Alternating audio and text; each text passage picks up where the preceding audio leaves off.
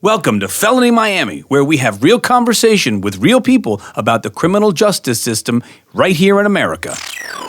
Well, it's early in the morning, then when I ride, Lordy mama.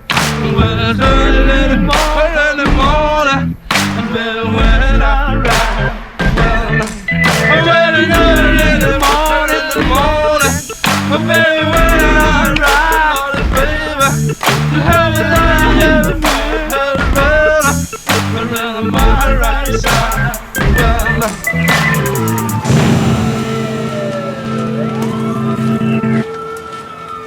Lies, truth. Some people live it, some people tell it, and some people mix both into one and don't do either very well. But when it comes to the criminal justice system, it's been said there are three sides to every story: his, hers, and the truth. No matter which category you fall into, there's one thing you should never do if you're on the other side of the interrogation table. Talk. Not a single word other than lawyer. Remember, you have the right to remain silent. It's your constitutional guarantee. And if you don't use it, you could lose its benefit. Before you know it, the entire weight of the system is on your back, and you could end up behind bars. Confessions are not always accurate or truthful, but when coerced, the accused become their own worst enemy, and the presumption of innocence is out the window. And when there isn't justice for one, there isn't justice for all. Welcome to Felony Miami. Let's air it out. Hello and welcome to Felony Miami. I'm your host, Joe Stone. Welcome back. In today's program, we have three guests. We're going to be talking about coerced confessions. To my right, Matthew Ladd. Matthew Ladd is a former prosecutor with the Miami-Dade State Attorney's Office. He's prosecuted thousands of cases ranging from misdemeanors to felonies, including high-profile cases involving violent crimes, child abuse, theft, and murder. After fulfilling his commitment to the state attorney, Catherine Fernandez-Rundle, he served then House Speaker Marco Rubio in the Florida House of Representatives. While in the legislature, Mr. Ladd assisted in the creation of legislation related to the criminal justice foreclosure rescue services, public safety, auto insurance, immigration reform, property tax, homeowner and condominium association reform, and compensation for the wrongfully incarcerated. And he is also involved in issues with the Innocence Project. Thank you for being here, Matthew. Thank you. Good morning. Good morning. Good afternoon. Good afternoon. Directly across from me, Mr. Jeffrey S. Weiner, nationally board certified in criminal defense with over 44 years of experience, state, federal, and international criminal defense practice. He is a former president of the National Association of Criminal Defense Lawyers and a former president of the Florida Criminal Defense Attorneys Association.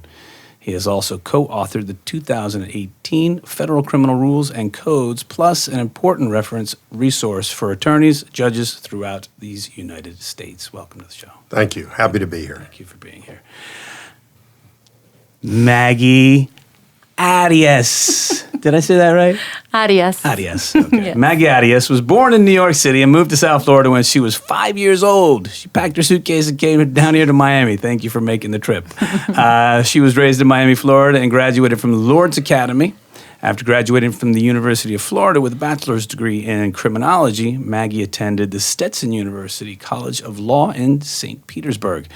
Maggie has handled thousands of criminal cases. She brings her tenacious and aggressive style to defending the rights of criminally accused and of immigrants facing deportation. It is Maggie's personal and professional mission to provide the highest quality legal representation to all of her clients. Thank you for being here. Thank you so much. All right, so here's the thing. We understand that sometimes people admit to doing crimes that they maybe didn't do. So my first question is, what do you guys know about these coerced confessions, forced upon people? How does that happen? How does that even happen? Well, let me just say that a lot of the confessions that are coerced, they're not forced. They're coerced by police officers and federal agents, but mostly police officers that have very few restrictions. They can lie to people. They can make up evidence that they have. They can talk about witnesses that they have that they really don't. And when you couple that with the fact that they often get confessions from juveniles, from people who are under the influence of alcohol or drugs, who have mental illness, who want to try to curry favor with the police officers, even though they're innocent, who don't want to look bad by not cooperating with the police.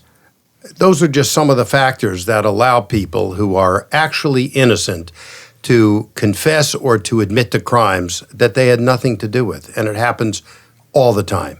And unscrupulous police officers become quite adept at extracting those confessions so they can close cases. And is that the bottom line, that they just want to, all right, let's wrap this up. Whether you're guilty or not, we just want to move on to the next. Go ahead. I think for the most part, the police have a good faith belief that they're convinced that the person did whatever it is that they're accusing him of, and they want to wrap it up, not have to look for any more evidence or get any more corroboration, end it with a confession. Just tell us you did it, and this will all be done. And in the case of juveniles, like Jeff mentioned, juveniles are taught, like we teach all kids, kids grow up believing if you just admit you did it, you'll get a lighter punishment. Take responsibility for what you did. And there's no question, a case, I handled not long ago, the person had an alibi that checked out, but he confessed to the crime, to a robbery with a pistol whipping. So, why would someone do that if they didn't do it? So, diminished mental capacity, mental illness, they're just kids. And they bought the line that the police sell them that, listen, you can go home, you can just get out of here if you just tell us you did it. Even when, in the instances that these things are recorded on video or on tape, a lot of the stuff you need to see isn't on video or on the recording. Right. So you don't see the background. You just get the press record now. Okay, I did it. I went in through the window. Stop, rewind. You went in through the front door. Re-record. I went in through the front door. Can I go home now? Wow. So that's what I'm telling you, and I don't have the stats on this. I would believe that coerced confessions are a very low amount in the whole scheme of it all. All officers, are not to be disparaged here. But I would say that, in the few unscrupulous incidents where this occurs, and I would think it's a very few instances, it does happen. And, it's just the nature of the imperfect system that we have. Maggie?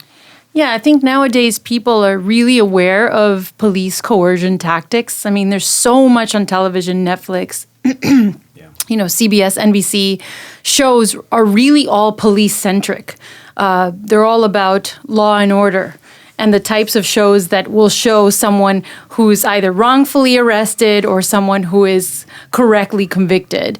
And I think to Jeff's and Matt's point, one is you got to look at the tactics that they're allowed to use. Like Jeff pointed out, police officers are permitted to lie, which means that they could present you with information about having forensic evidence, fingerprints, DNA, clothing that ties you to the crime. And while you know in your heart of hearts that you didn't do it, if you've been interrogated for 8, 10, 12 hours on and off, you've got very little sleep, you don't know your rights, you might not be familiar with how to get out of this, you might think to yourself, well, if I confess, I know I'm innocent, I'll hire a lawyer and I will prove my innocence once I am released, not realizing that the confession is, going to impede the release process and not at all be helpful, no matter how innocent you think you are and how much you think you can prove it through the system, which we know is flawed. Have you guys ever had a case where you knew that it was a coerced confession? And you had to... Yeah. I think we all have. And while, Matt, I agree with you that this is not in a high percentage of cases, it's a significant percentage. I, in preparation for today, did a little research, and according to the statistics, more than 1 out of 4 people who are wrongfully convicted and exonerated by DNA evidence, so clearly they were wrongly convicted, had given a confession. So 1 in 4. More Yes, than sir. 1 in 4. More More than than 1 1 in in 4. 4. So it happens. And I agree with Matt. There's a lot of really good police officers who just don't do this, but there are a lot of them who do. And unfortunately, the law, even though we talk about the presumption of innocence, it's not a reality. It's a presumption of guilt in court. Yeah. and especially in federal court, but in state court too. Even the court of public opinion. That's You exactly normally right. see somebody, you're like, that guy did it until you're Exactly right. shown differently. Right. Sure. And you Yeah, might it's not amazing. even encounter a client who will come forward and say, I falsely confessed. There are clients who don't even remember the interrogation. I had a lucky case when I was still working as a state public defender where my client, and we were in felony court, so I can't remember the charge, but I know it was serious. I think it might have been an aggravated battery of some sort, where there were two people involved. And we were trying to determine who was really the aggressor here, because that would have been the person who would have been charged. And on the waiver rights form, you have the right to an attorney, yes, no, right? The officer detailed at the bottom in handwriting that my client had actually blown on the breath alcohol test a .38. Whoa. That was a huge red flag, okay? Because he had indicated that, in his opinion, the defendant was really off his rocker when it came to being under the influence. So how really then does he have the mental capacity to waive his rights to an attorney and to give you any kind of statement that would make sense? And so it was astounding to me that the state attorney's office in that situation actually filed the charge. And they actually went through with filing and taking it? They actually went through with filing it. And of course, we had a hearing to suppress that confession, which was granted. And so the case had to be proven in a different route, thanks to the judge who, had the hearing and heard from everyone and, the detective who had written those notes. That's, I guess, another good question. How many times, in your guys' experience, are these coerced confessions looked at by the judge and not admitted? If the defense attorney brings it to the judge's attention, but that's a gamble right there. The defense attorney has to have evidence that it's coerced, and the best evidence is something other than your client saying, no, they pulled an Andy Sipowicz on me. It's like, it's got to be something better. It's in the case that I was mentioning earlier, I happened to have the kid on video at the same time of the incident that he was alleged to have broken into. How often somewhere else are you on video somewhere else that you're able to, in this case it was the school board, and he was at school in the cafeteria in a place that had videos, and the video just so happened to be of a quality that I could, me, a relative stranger to the kid, was able to identify him. Right. That's such a rare circumstance. Super It rare. never happens. Yeah. So it's like Maggie saying, even if you get rid of the confession, is there another way for them to prove the case? And that's ultimately I guess the bigger question of whether you even bring it to a judge or not. But you just said it's risky to bring that up in front of a judge, whether or not it was a coerced confession. Why would it be risky? What's the downside? You're negotiating a plea offer, right? So when you're bringing it up to the state attorney, look, let's work out a deal here where my guy's looking at 15 years of prison on the maximum side.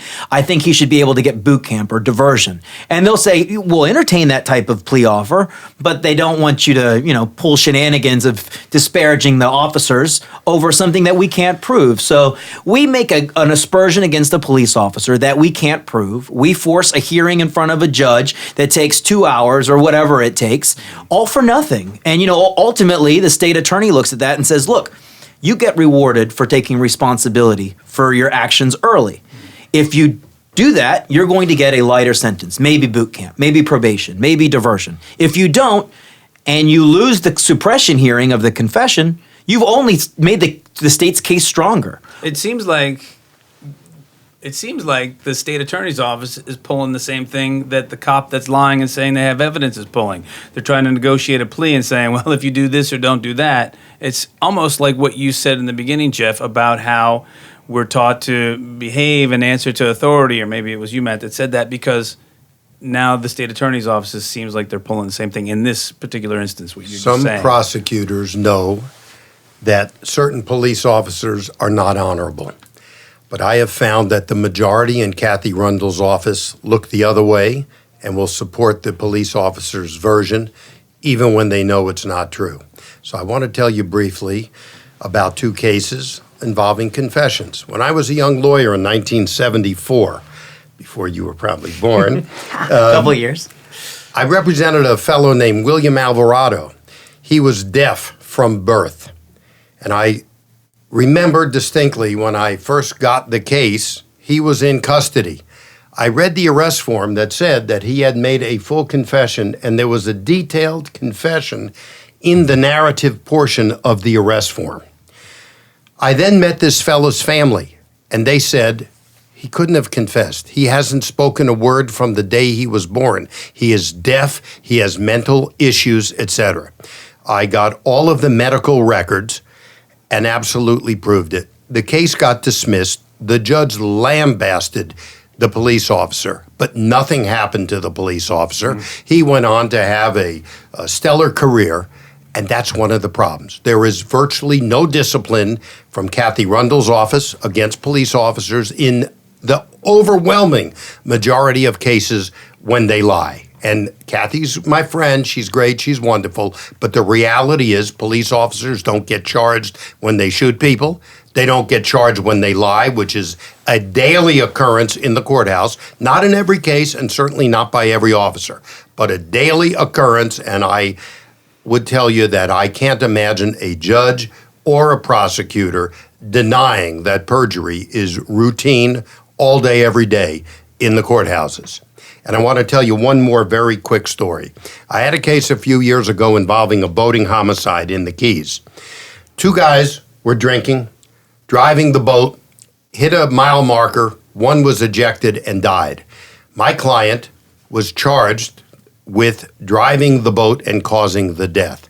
He confessed to 5 people, to Marine Patrol officers, to police officers, to the nurse in the hospital, etc.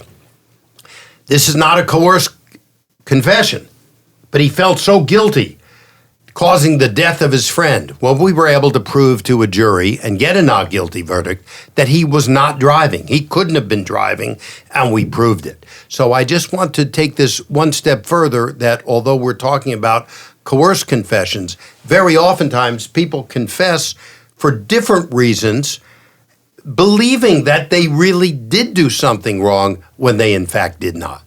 Sure. Yeah, and I would add to that, and Jeff can tell you, Matt can tell you, that in certain circumstances, you're not interested in turning over your cards. You're not interested in negotiating the point. What you want is to drive it home. And the only card you may have will be something that you can utilize during the trial, getting the jury in your client's favor. And, this is something that, whether or not you're prosecutor, very few prosecutors, very few, the good ones, and you guys know which ones I'm talking about. Very few prosecutors are people that you can trust with your cards. You tend to hold your cards close to your chest. And the reason for that is that you have to serve your client's interests. And it doesn't serve your client's interests to have a bad prosecutor communicate to the officers what your theory of defense is.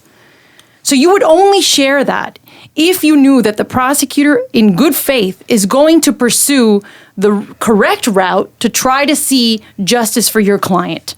And very few, I would say a handful of prosecutors I've ever met in my life, both in state court and in federal court, will help you make that happen. Now, Matt would have done it as a prosecutor. Oh, that's very kind. I have to come to the defense of the office. I was there between 2003 to 2006. I don't know of a prosecutor who would in any way want to convict anyone that is innocent. And if they have evidence, if the public defender or the defense attorney, whomever it was, had evidence to exonerate the person or to say, hey, something's not on the up and up here, someone else did it on a not me defense, or look, we've got video, here's the alibi. And in the case that I can speak to, alibi checked out, prosecutor dismissed it. And, I can't speak to the officers in Miami in the 1970s. I've heard stories. I'm a huge fan of Miami Vice, the reruns. I'm a little too young to watch them when they were on the first time around.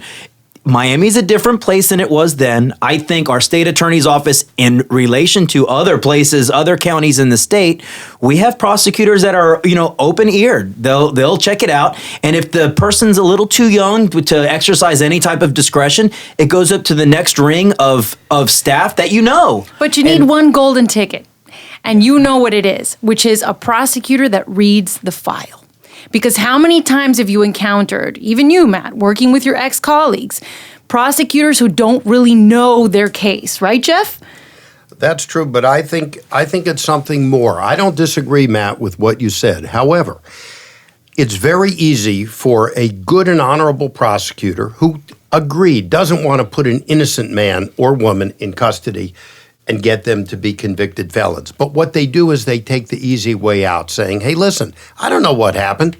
Why shouldn't I believe the police officer? I have to work with him every day. Let a judge decide. Let a jury decide. So in that sense, when they really know in their heart of hearts that there is an injustice here, many of them look the other way and just say, whatever, it's not my problem. If you win in court, great, I'm happy. I've had cases where I've gotten a not guilty and the prosecutor will come up and say, I'm so glad. I really didn't think your client was guilty. And shake your hand.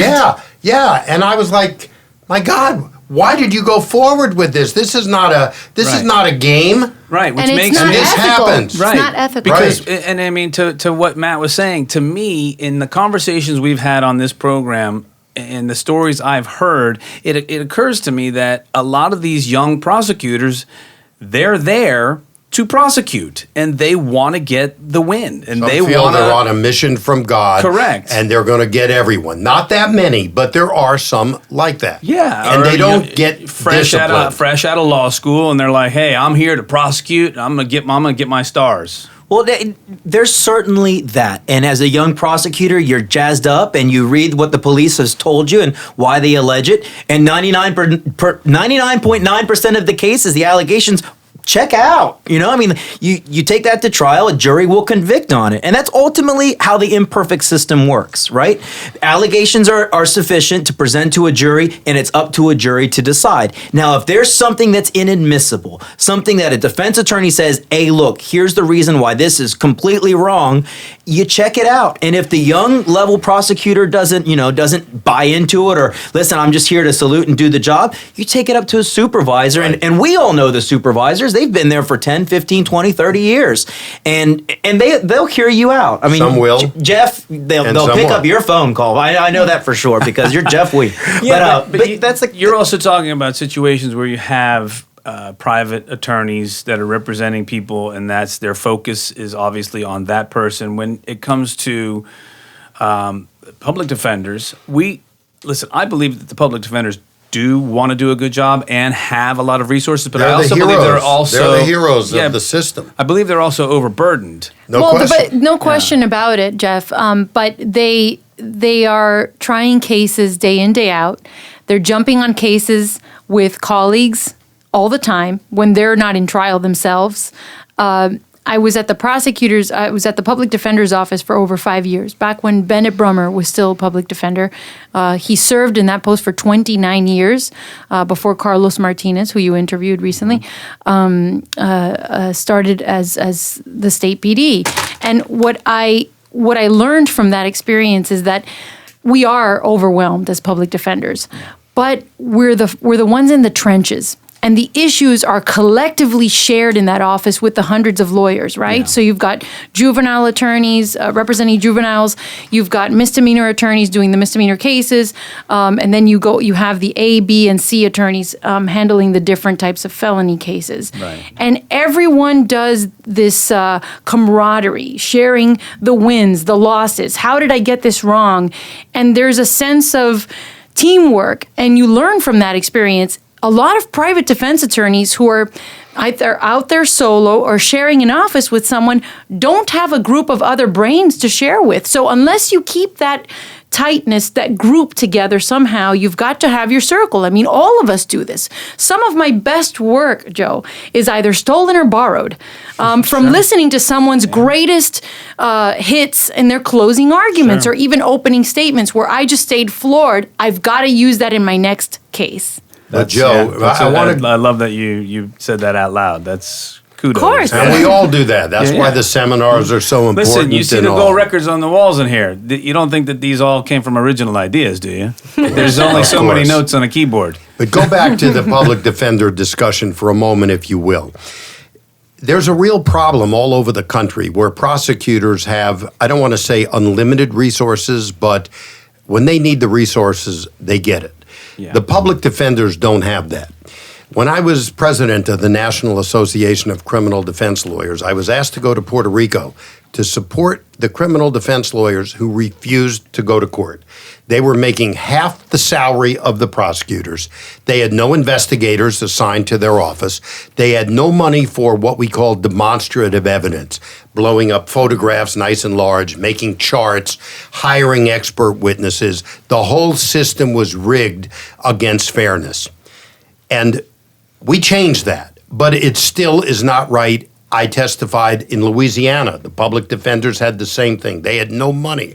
The judges would say, I'm not going to grant you money to hire an expert, which was necessary to defend the person accused.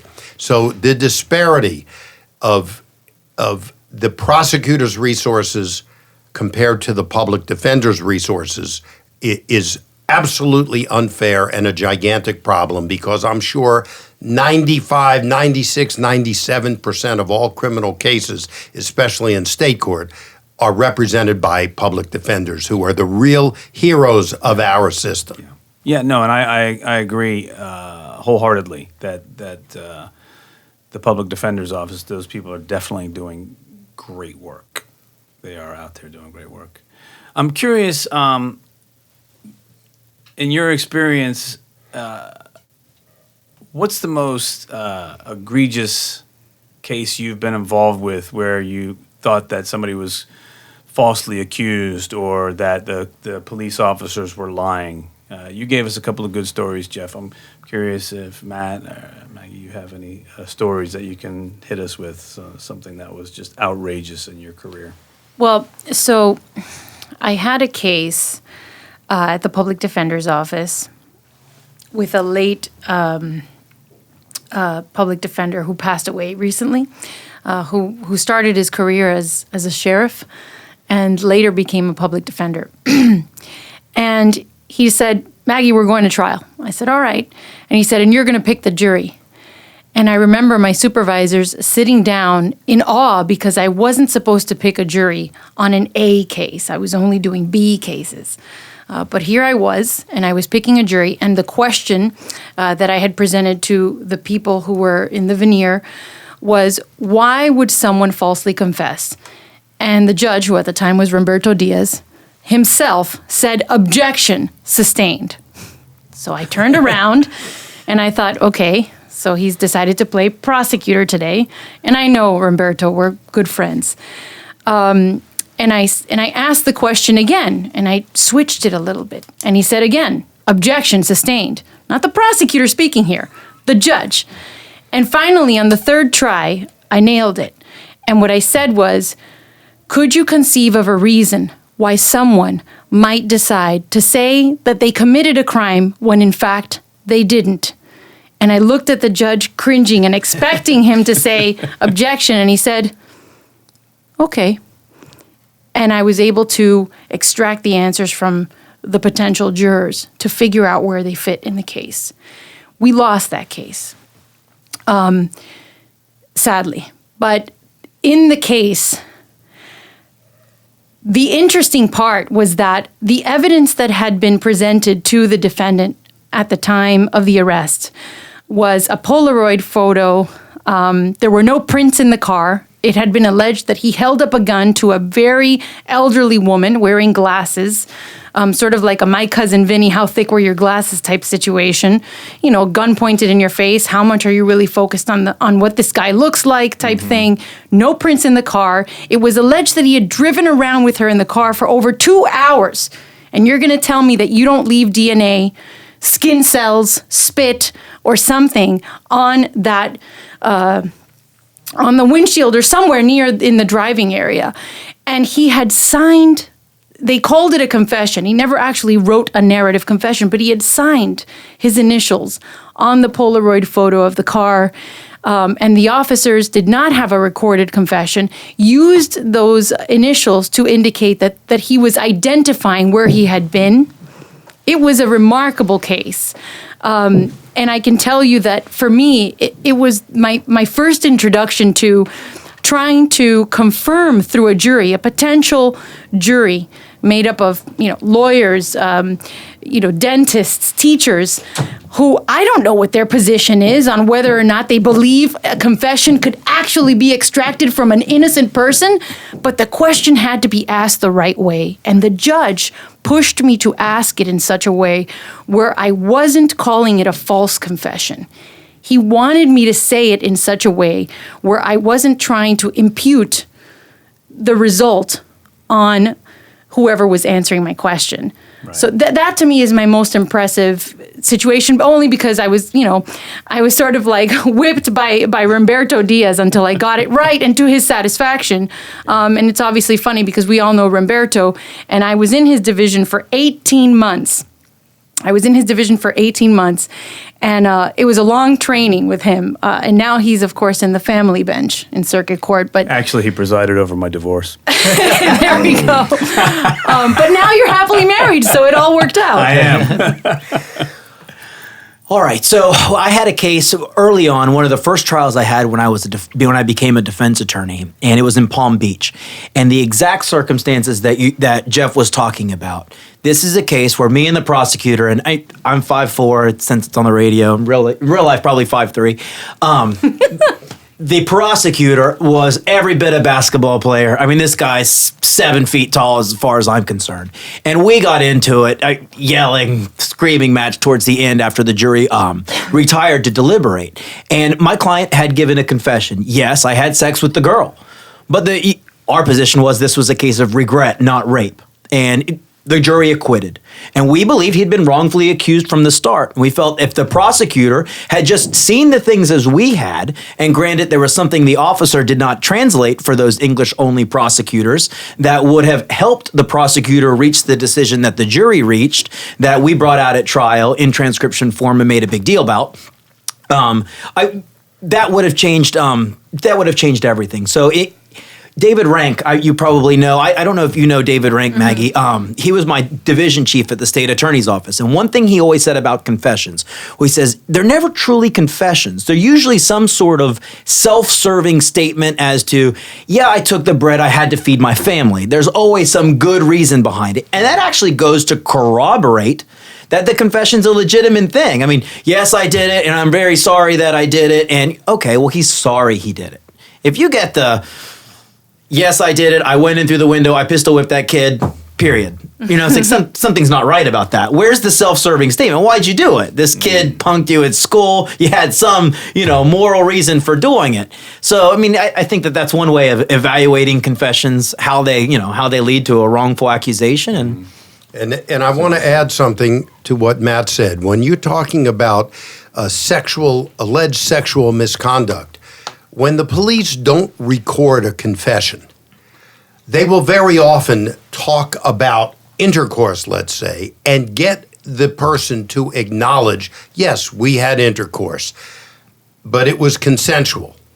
But when you read the arrest report or the narrative from the police report, all it says typically is the defendant admitted that he had intercourse, and never the explanation to go with it. Or right. I shouldn't say never, but rarely. Right. And that's one of the problems. And so I would like, if you don't mind, to make a suggestion as to how these miscarriages of justice can be cured. And one way is going back to what Matt suggested earlier, and that is record from the very beginning. Because what happens is the police get these people in a room.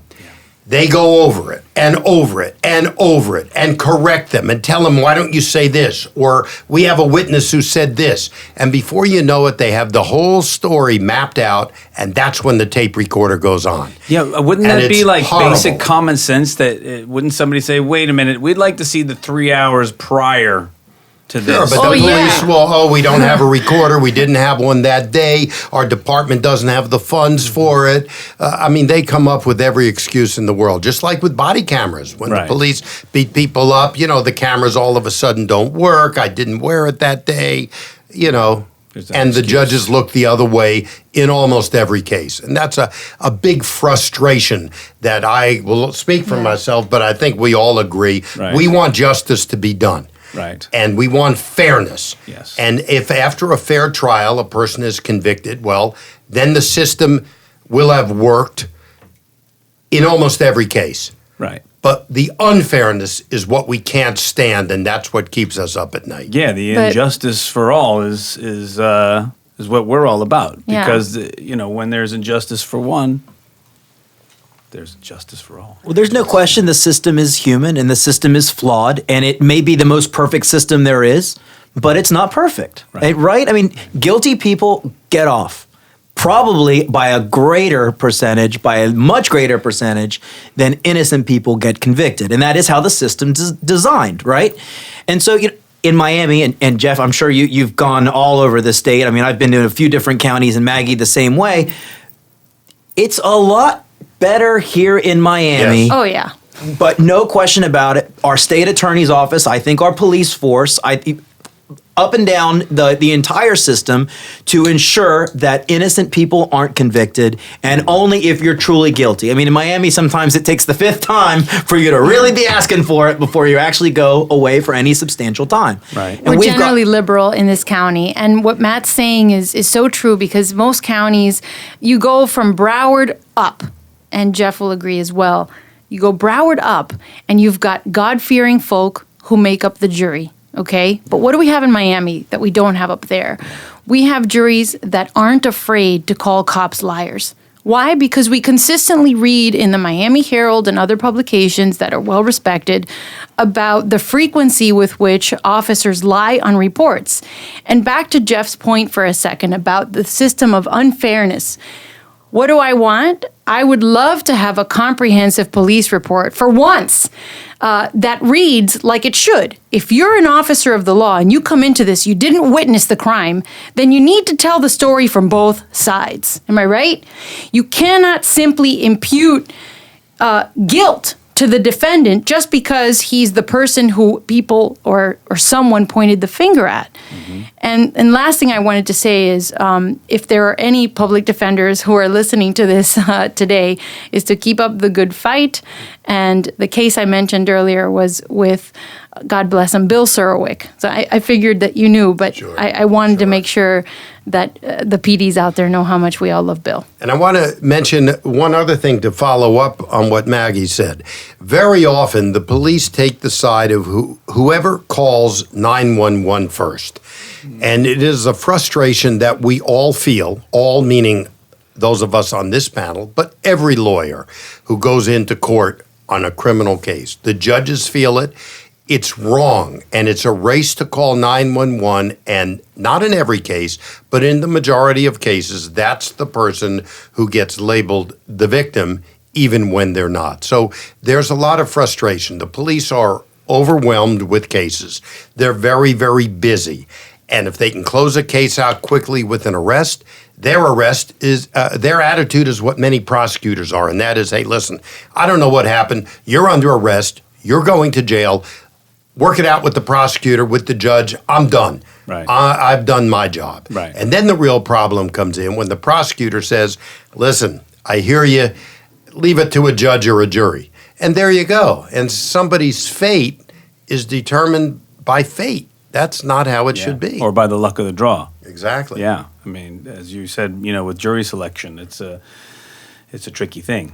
It really is. That in itself is a science. And I mean, you guys know from trying so many cases, we get trained on how to do it, but it really is an art. And it's something that you perfect over time, and you never really get it right. But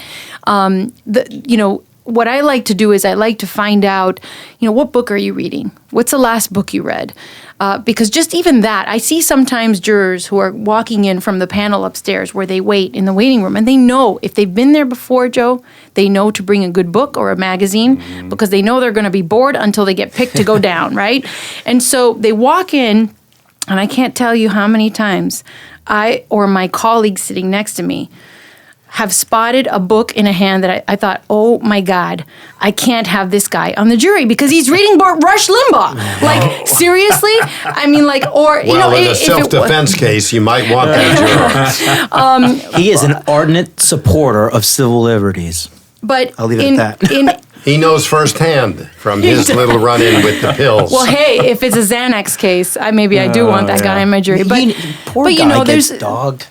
It's I like do 12 wanna know- Angry Men, that great movie. Oh my God, when it's you such pick a good jury, movie. I don't care how good you are at picking a jury and how fair the judge is in letting you ask open-ended questions. You never really know what goes through the minds so of the true. jurors. Yeah. And that's a fascinating movie that in many respects is quite realistic. You could just be a fly on the wall. You should in actually that, put a in the clip of jury that room. in the Yeah. website for this thing. And the last thing I was going to say is something that Matt and Jeff are very aware of is we don't get the same shot at voir dire, at jury selection in federal criminal court that we do in state court. We have so many more liberties. So much more time is allotted to the defense and state than in federal court. If you're lucky, what I do in federal court is I'll file a motion with the proposed questions I'd like to ask. But Jeff, you can speak to this as well. It's incredibly unfair. In state court, the state constitution and our rules of criminal procedure guarantee that a lawyer can actually talk with the prospective jurors. Not so in federal court. And jury selection in federal court in front of most of the federal judges is a meaningless process. They ask, what's your name? Where are you from? Where do you live? You ever been convicted of a crime? A few basic questions that give zero insight. Some judges will say, all right, I'll tell you what, I'll give each lawyer 10 minutes after I'm through. Federal court is as unfair as you can imagine with most of the judges. And people, unfortunately, don't realize it. There's no exchange of witness lists. There's no full exchange of evidence. It's a rough situation.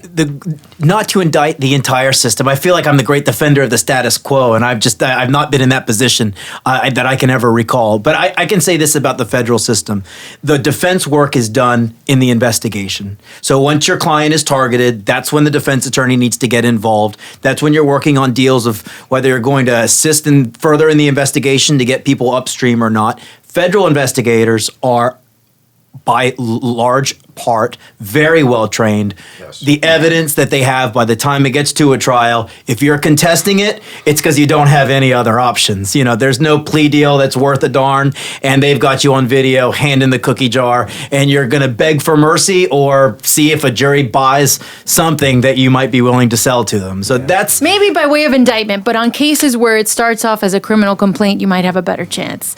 I had a case once where my client, God bless her, was charged with 4 counts, false claim to U.S. citizenship, the use of a social security number, which, by the way, we'd found out throughout the investigation that social security number had been assigned to her by the Social Security Administration.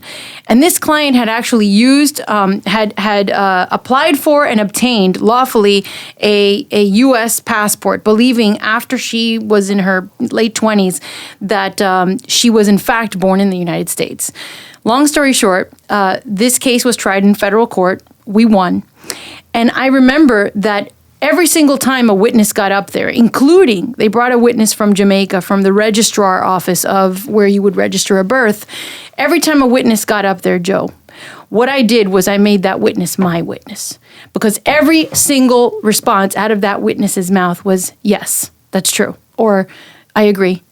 And the questions were framed in such a way, and this witness was particularly important, that in a place like Jamaica, where it was alleged that my client had been born, by the way, it is very common that births are not recorded for more than 90 days after the child is born, okay? This was crucial. Because in New Jersey, which is the birth certificate that we had for her in the United States, in New Jersey, we have a similar provision, which says that you can record a birth. You could be 81 years old and have had a home birth, and no one bothered to record your birth in New Jersey until you turned 81. And you can record your birth at that stage. And so we used a consistent theme with every single, that was the theme of my case. That they had gotten this wrong. And luckily, my client was acquitted, had a 17-year-old son who was on his way to an Ivy League school. I mean, the whole thing was tragic. But I do agree that in a case like that, I was lucky that I was able to get 10 minutes of pre-requested questions. And the questions had to do with, what is your opinion of immigration in the United States. And now this case was 2013. We're not talking today, which I probably would be barred, especially if I was in front of Judge Altanaga or Ungaro. But this case was pretty fabulous. Well, I think the public will get a firsthand view of these issues as some of the Trump people like Mr. Manafort and Mr. Cohen, who I believe will probably be charged, will work their way through the system either by entering a plea or by going to trial. Now, the federal trials are not viewed on TV, which is very, very unfortunate in my opinion. But nevertheless, with the good reporting, the public, I think, will see how it really works if either of those two gentlemen choose to go to trial. I wish the cameras could be in the federal courts. When I argued before the United States Supreme Court, they record the audio. And you can listen to the audio of every argument, but you can't actually see it. You have to look at the little drawings. But at least if you hear it, you get a feel for what the lawyers are saying, what the judges are asking, and it's fascinating. The more the public knows, the better it is. Yeah, that's. Listen, that's the reason we do this show. The more educated our community can be, the better we can hopefully make decisions going forward in the future for our community and how we want to structure the way crime is dealt with. Because there is, we say this, there are criminals out there, and there is crime, and we need to deal with that. But how do we deal with that after? And that's why we have these conversations. I want to ask you guys, I've not asked this question to anybody since we started this program, but I think this is a good panel to ask this question to. Polygraphs. Great question. They've worked for me, and when I worked at the state attorney's office, they something we would rely on. Yeah. And your producer, we actually were discussing that before you got here, and he asked, it's like, but are they reliable? Yeah. My response to that was, are people reliable? At the end of the day, it's a gut check. A human being, a police officer in many cases, and then we ask a prosecutor, and then we ask a judge, and then we ask a jury to make these assessments of credibility. Is this person telling the truth or not? Is a computer system program any more reliable than the natural error that a human has of picking up on certain things? Gosh, I'm willing to give it a shot. I'm just not sure. Domestic violence cases are such a great example. He said, she said, no one else is in the room, and someone's got a bruise, or they don't. One of the great cases that we had was our former mayor, who used to be the head of the Miami-Dade police. He ended up in one of these cases with domestic violence. He said, she said, and I think the battery was a spit. So there's no evidence when the officer shows up. It's just her testimony. And like everyone said, this report's going to get written up as everything she says, poor victim, against defendant who chose to remain silent. No statement against him. So you're left with the he said, she said, and now let's send our defendant over for a polygraph. It'd be great if the prosecutors used it for victims, because so often in those cases, the victims are everyone's cut from the same cloth. You just don't know who to believe. So if the Slattery firm is who we often use, and it's who I've used as the defense attorney. They really put a lot of science behind it, and they're very confident in it. I've had them exonerate some of the most egregious sexual abuse cases, child abuse cases. They're the go-to, and you give that evidence to the prosecutor who doesn't know who to believe. You show them a little bit of science. Again, there's not a prosecutor that I've ever met that wants to convict an innocent person, nor is there a prosecutor that wants to lose a trial. So when you've got a compelling testimony saying, I didn't do it, I'm telling you I didn't do it, she's lying, and granted the evidence of the polygraph isn't going to come in, but you've given the prosecutor a gut check. So I think that polygraphs are huge, very useful, and a huge resource for us.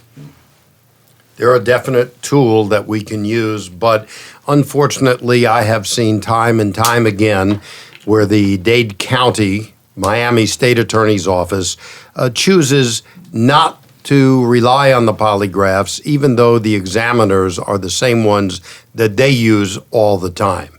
So politics play into criminal cases. Not all of them, but on certain high-profile cases, politics is part of it.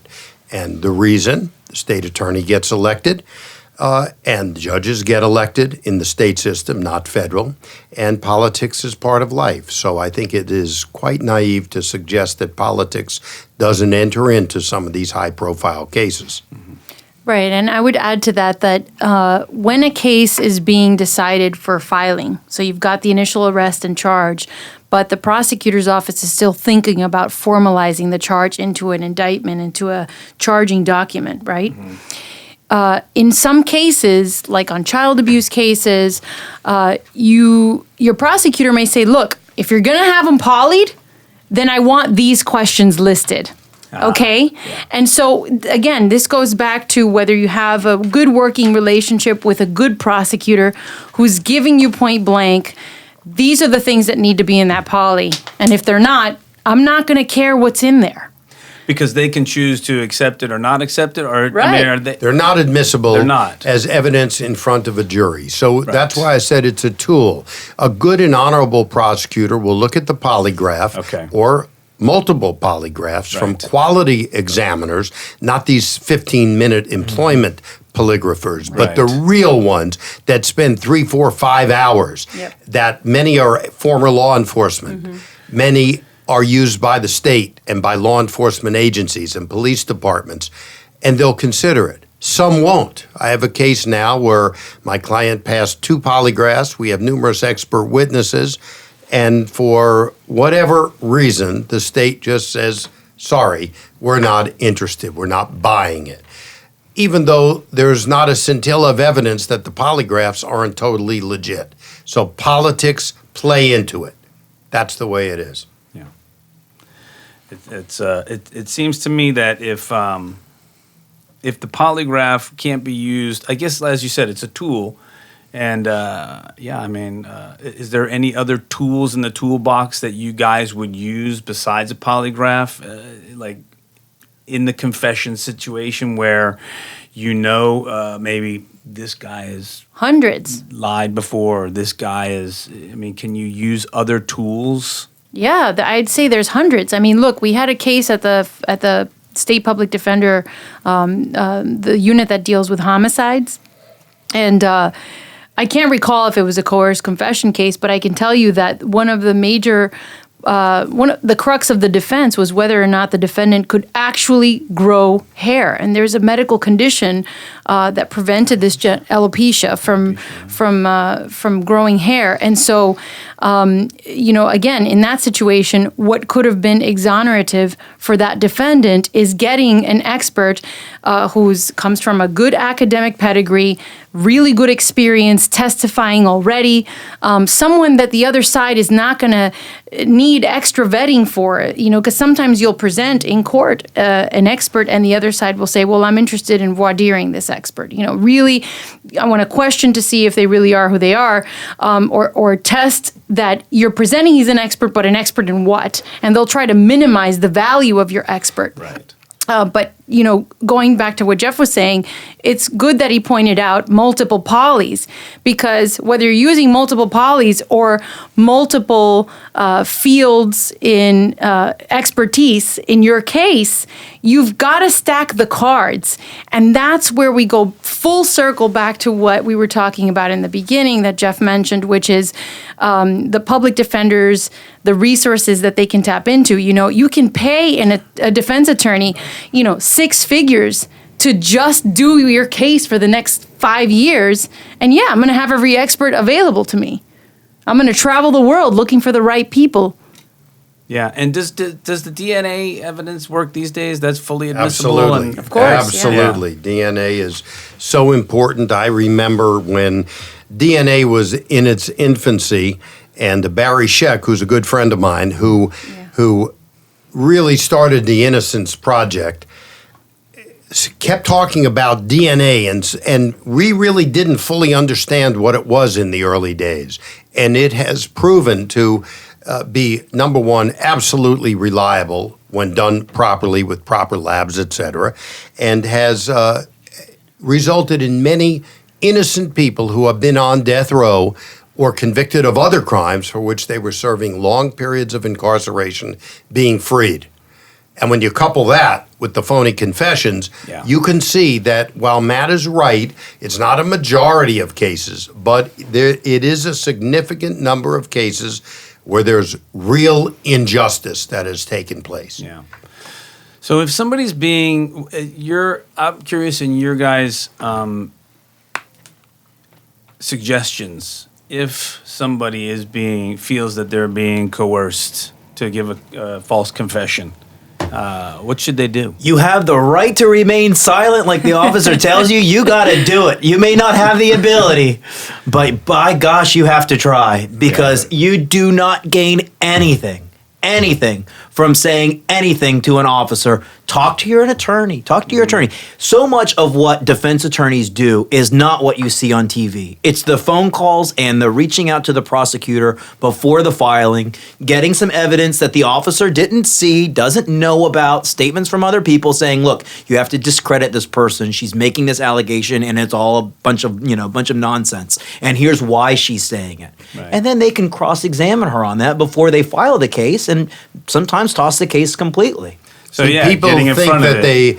that if they don't talk to the police will think they're guilty. Who cares what the police think? It's evidence that matters. And I take this back to faulting our educational system, because there is no educational training that kids get regarding their constitutional rights. It's almost as though it's a negative that the school boards don't want kids to know about. It's almost un-American, according to many of them, not to talk to the police, unless, of course, it's them. And then they quickly, no, I'm not saying anything. Right. So there's a little saying, the fish that doesn't open its mouth doesn't get caught. That doesn't apply in all cases, but the point is, what Matt said is true. Talking to the police rarely helps and almost always hurts, even when the person is trying to be honest, because we're just human and we can make mistakes in certain facts or things that we say, and that can be used against you. So we tell our clients, say nothing other than, I want to talk with my lawyer. And then the time might come that you do want to speak to the officer, and you coordinate, a Castigar letter, Queen for a Day letter is what it's called, where you have Queen for a day? You have a frank discussion with the prosecutor, who can't use the evidence that you give them. Listen, this is what I was doing. This is why I was there. So wait, you get like a free free ride as long as you're not lying. They are agreeing to sit down with you. So wait a minute. So wait. What's this called? Queen for a Day? The Castigar letter. The Castigar letter. Based on a case. Yeah, I mean, But it doesn't give you full immunity, because it doesn't protect your client from, let's say, divulging information that can then lead to a third party that the prosecution could then interview and go circle back to your client that way. So in essence, it's kind of like a confession moment. Let me tell you exactly what I'm involved in. With some immunity. Without you using that against me. You otherwise wouldn't know about it, but possibly this will help you get the bigger fish you're looking at. Or understand that what I've done is not even against the law.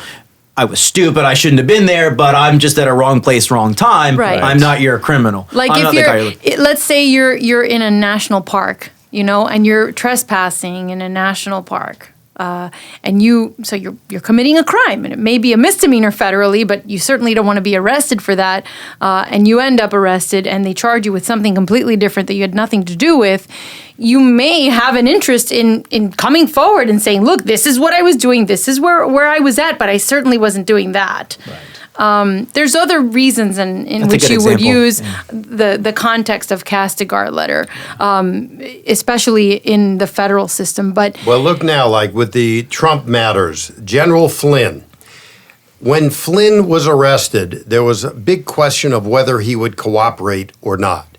So what certainly happened is, before the prosecutor would agree to give him a good plea or a good deal, the prosecutor arranged a meeting for a proffer, what lawyers informally in federal court called a queen for a day, as we've discussed. In other words, we're going to let you talk to us. You better tell us the truth.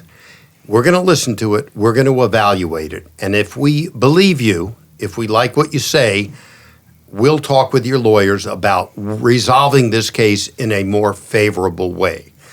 And that's what that's all about. So that you don't have to wait until trial begins in order to try to get the case fairly and properly resolved. So without a doubt, Flynn went in under this Queen for a Day semi-immunity type arrangement, told them what they wanted to know, and that's when they said, all right, we're going to offer the following plea to you, and that's what that's all about. So that's a good thing. That plea might be something more palatable to your client. Absolutely. Rather than the charges that are proposed It's to a begin good with. thing. Okay. In other words, listen, I was involved, but my role was this, not what you think I did.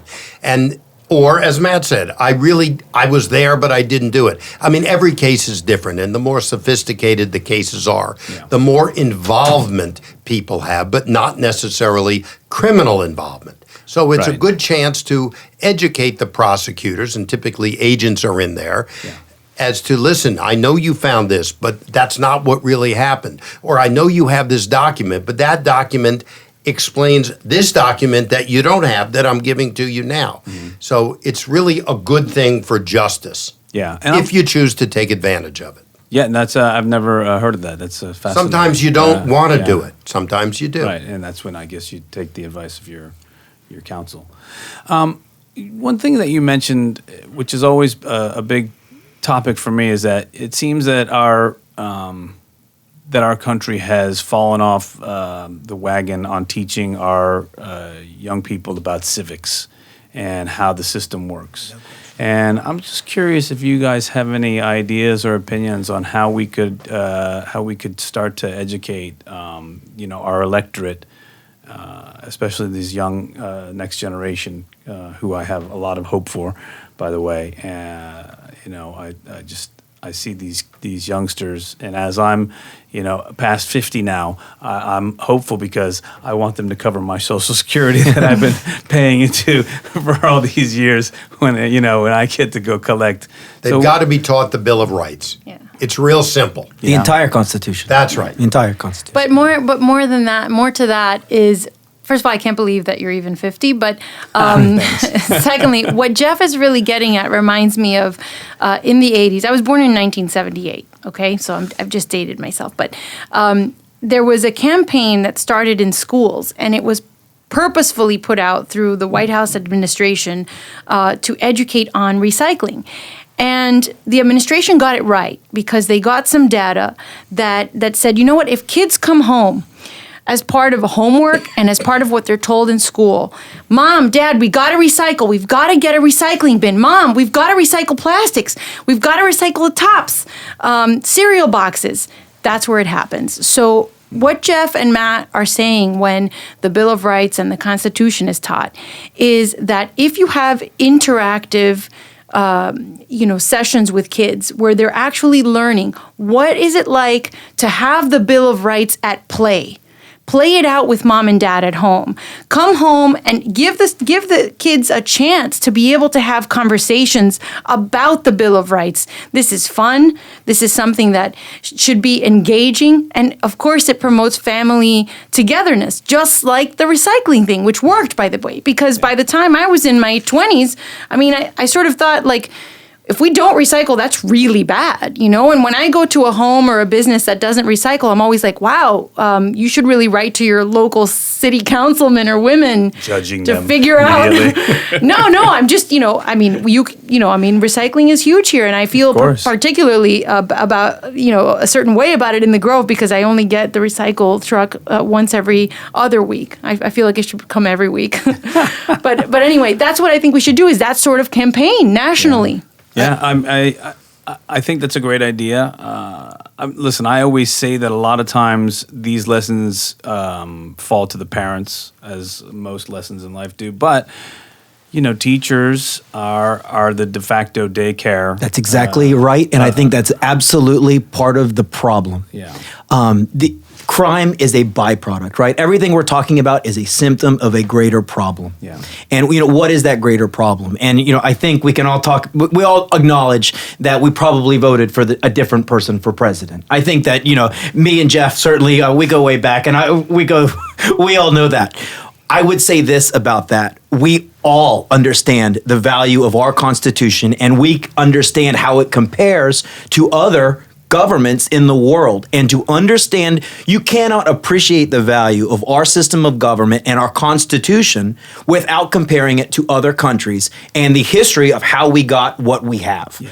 And what we have is truly incredible. It is not taught. I think what we have is a societal breaking, a break in society where notions of, I think a lot of the crime that we see is a product of poverty. And I think that poverty is a product of a family unit that has largely been corrupted. And it's been corrupted by programs that have taken two-parent households and turned them into one. And there is no question that there is data that has occurred over the last 40 years, and it has caused a perverse incentive to have. I have 2 kids, and they're more than overwhelming.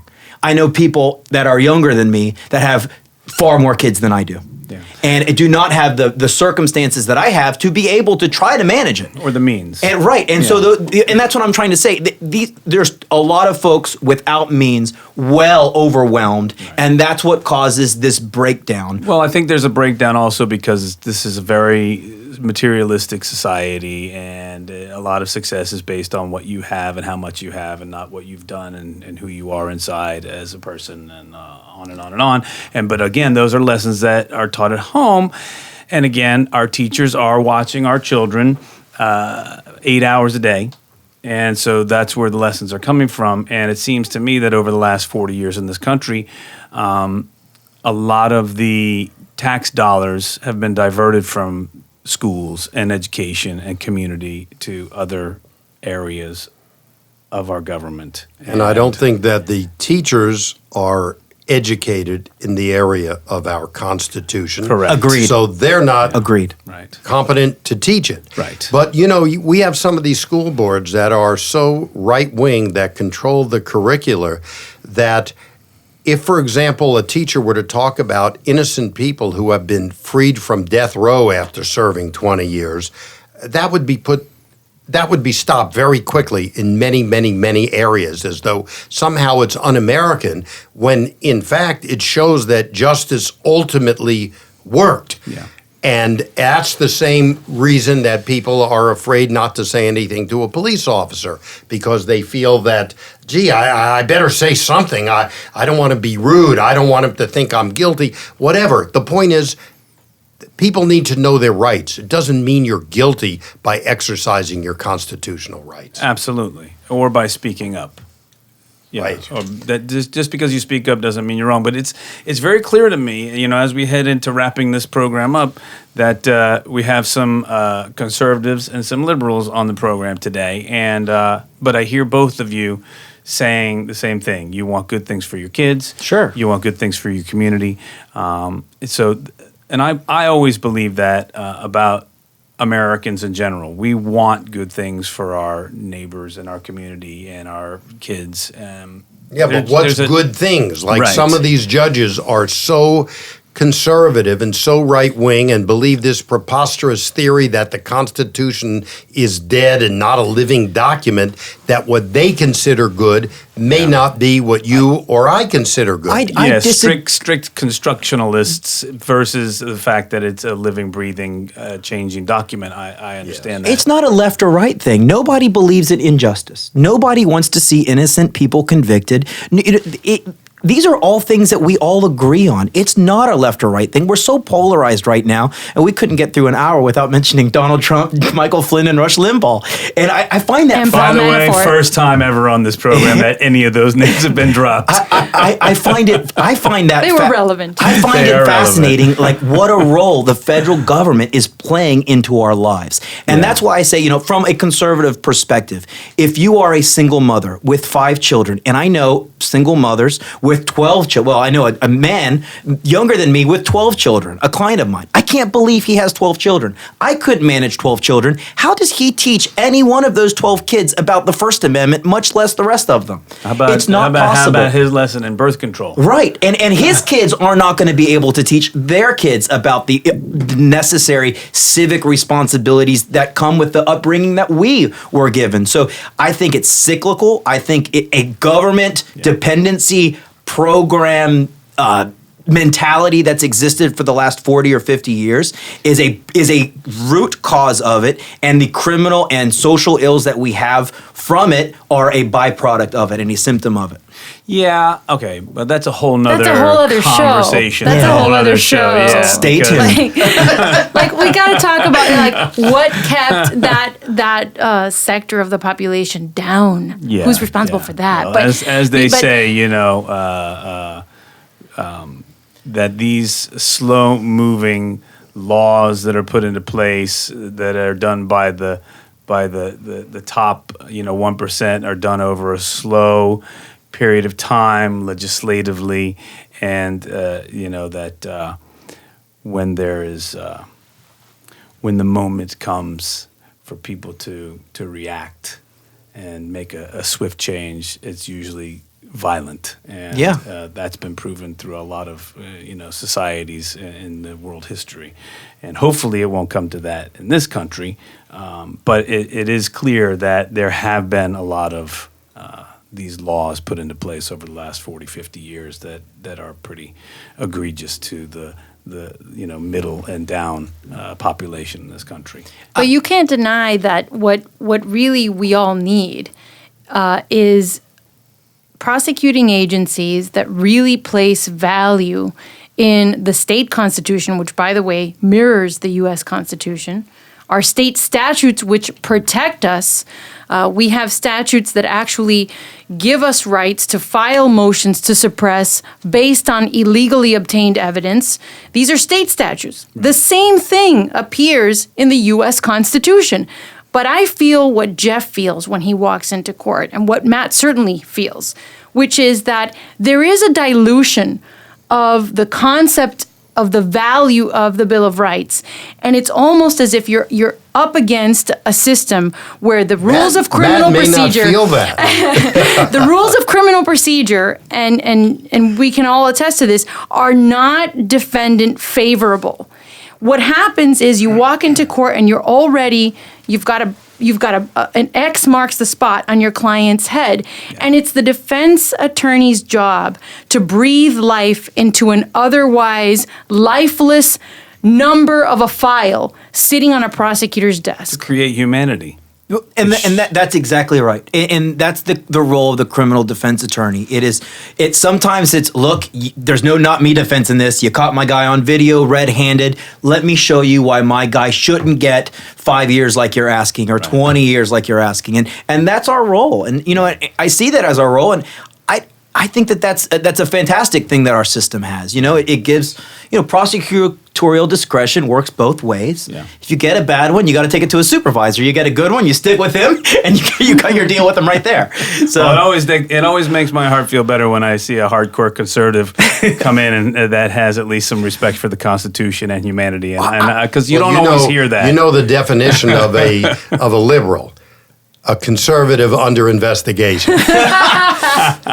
Okay, so that does it for this episode. Wow. Before we wrap up, one of the things we like to ask our guests, because all of us that are involved in this program are involved in the music world, so we like to know what you guys are listening to. So who's on your playlist this week? Who are you guys listening to musically? Yesterday in the gym, it started off with Toto, Africa, and I think I had some Journey mixed in there before it was over. So all right. There you go. Journey, great, with the original Steve Perry. Yeah. Yes. And Chameleonaire, and then my kids make fun of me because I still like Billy Joel and Jim Croce and Cat Stevens. Great writers. writers. Wonderful. What's his name now? Yosef Mohammed or Yosef something? Mohammed. Something like that. But Yeah, Cat Stevens. Yeah. So that we've got some of that at home too. Yosef Islam, I think, Yes. is his name actually.